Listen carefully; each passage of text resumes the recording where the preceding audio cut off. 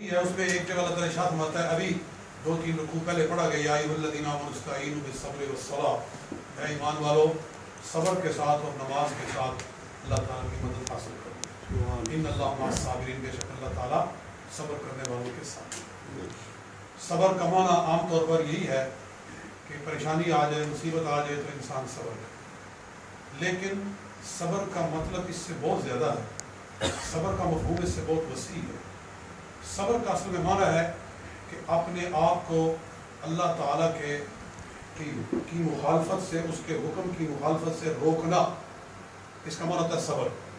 صبر کا مطلب ہے کہ انسان اپنے آپ کو اللہ تعالیٰ کی رضا پر روک لے اور برائی کی طرف اس کو نہ جانے دے، اس کا معنی صبر ہے۔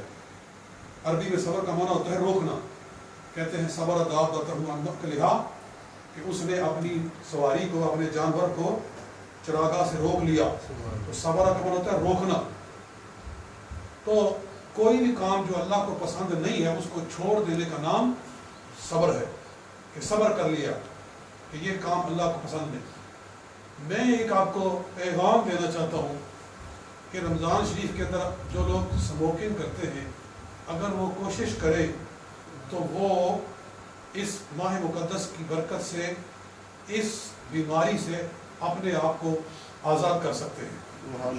صحیح ہے کہ نہیں؟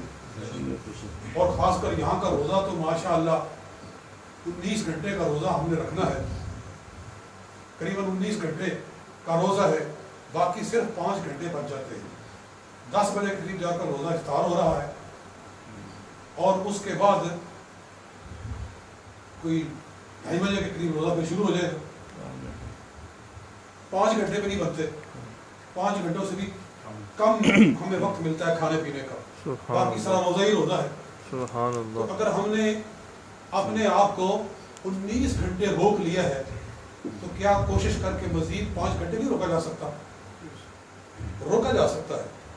روک لیں اپنے آپ کو اور اپنے ایمان کو مضبوط کریں، اور رمضان کے اندر تو ہر مومن کا ایمان ہی مضبوط ہو جاتا ہے پہلے سے، اس کے ایمان کے اندر قوت آ جاتی ہے، استحکام آ جاتا ہے، ایک قوت فیصلہ آ جاتی ہے، ایک ڈیسیژن پاور آ جاتی ہے، انسان کے اندر ایک طاقت آ جاتی ہے کہ یہ کام میں نے کرنا ہے۔ بس اتنا بڑا روزہ رکھنا یہ ایک ول پاور ہے، ایک قوت فیصلہ ہے۔ تو جب یہ ہم نے کر لیا ہے تو ہم تھوڑا سا اور ایک قدم بڑھا کر ہم اسموکنگ سے بھی اپنے آپ کو نجات دلا سکتے ہیں۔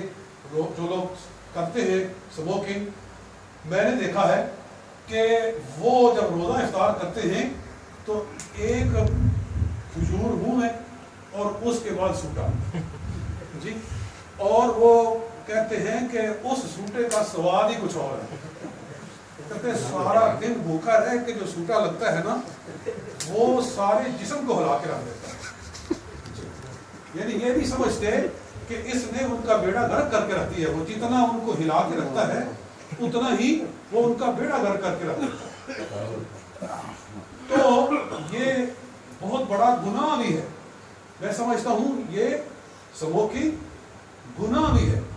کیوں کہ جو لوگ اسموکنگ نہیں کرتے ان کو اس کی بدبو سے اذیت دینا، یہ وہی جانتے ہیں جو نہیں پیتے اور ان کو اس سے کتنی تکلیف ہوتی ہے، کس قدر اذیت ہوتی ہے۔ میں کسی اسموکر کے پاس بیٹھ جاؤں تو میرے لیے بہت بڑی مصیبت بن جاتی ہے، میں اٹھ کے چلے جاتا ہوں، بھاگ جاتا ہوں، مجھے اس کے کپڑوں سے بھی بدبو آتی ہے۔ اور یہ بھی صحیح ہے، جو اسموکنگ کرتے ہیں نہ صرف یہ کہ ان کے منہ سے بدبو آتی ہے، ان کے کپڑے بھی اس بدبو کے اندر آلودہ ہوتے ہیں۔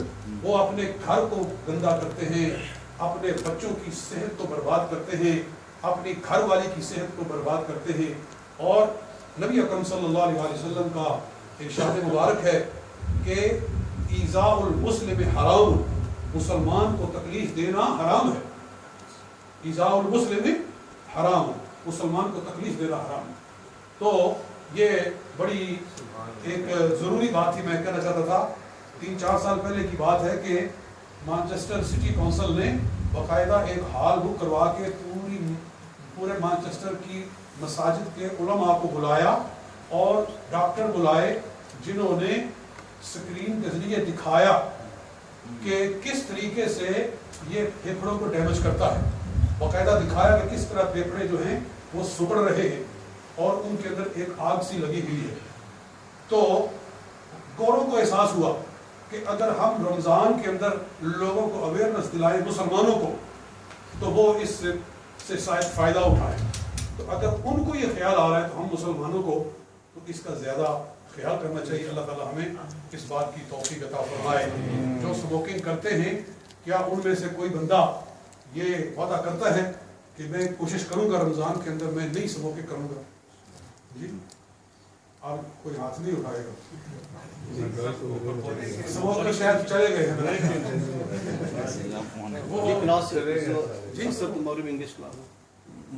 اثر سے جی اثر کے بعد انشاءاللہ درس حدیث بھی ہوا کرے گا.